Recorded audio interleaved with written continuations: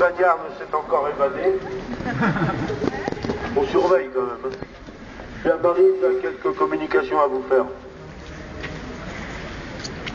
Voilà, ce n'est pas très facile. Donc le texte que je vais vous lire, c'est un témoignage de Madame Rogal, qui a été décorée en 2005 de la médaille des Justes parmi les nations pour avoir passé des Juifs en Espagne en décembre 1942. Je ne sais pas si vous avez entendu ce matin l'interview de M. Éric Besson, notre ministre, enfin le ministre de l'Intégration, qui a expliqué qu'on ne devait pas faire d'amalgame. Donc c'est vrai qu'on n'est quand même pas dans une situation semblable, mais mieux vaut prévenir que guérir. Donc voilà, je vous demande d'écouter avec attention ce texte. Cette dame a quand même 88 ans et a accepté de témoigner à nos côtés. 680 juifs étaient assignés à résidence à Aulus-les-Bains. Le 26 août 1942, une terrible rafle eut lieu dans notre village menée par la police de Vichy. Près de 200 d'entre eux furent déportés à Auschwitz, d'autres furent déplacés en Corrèze. Les rescapés dès lors cherchèrent à passer en Espagne. C'est ainsi qu'un d'entre eux fit appel à mon père qui accepta de servir de guide.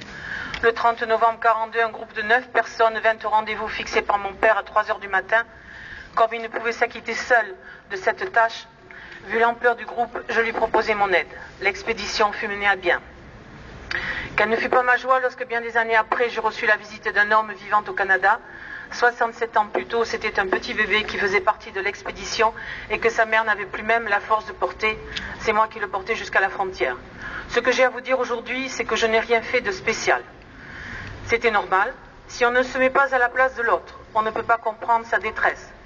Quand nous avons assisté de loin à cette rafle avec tant de brutalité sur les enfants, ça nous a incité à vouloir faire quelque chose, aider au ravitaillement et en fin de compte les aider à passer en Espagne malgré les risques pour nous aussi. C'était une nécessité, c'était naturel.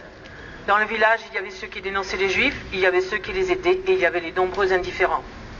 C'est vrai qu'on a pris des risques, car ceux qui étaient attrapés risquaient la mort dans les camps, mais on ne pouvait accepter de rester sans rien faire face à tant de souffrances devant nos yeux. Ce que je veux dire, c'est qu'il n'y a bien sûr aucune commune mesure entre ce qui s'est passé il y a 60 ans et ce qui se passe maintenant. On ne conduit pas les gens à la mort, on ne les torture pas. Mais si des gens partent de chez eux en prenant tant de risques et en faisant tant de sacrifices pour venir chez nous, c'est qu'ils ont bien des raisons. Et aujourd'hui, si je devais me retrouver face à des personnes sans papier, dans une même situation de détresse et d'abandon, je ferais pareil et serais prête à me mettre hors la loi comme il y a 60 ans. Il n'est pas acceptable d'être pourchassé ou exclu lorsqu'on n'a commis aucun crime.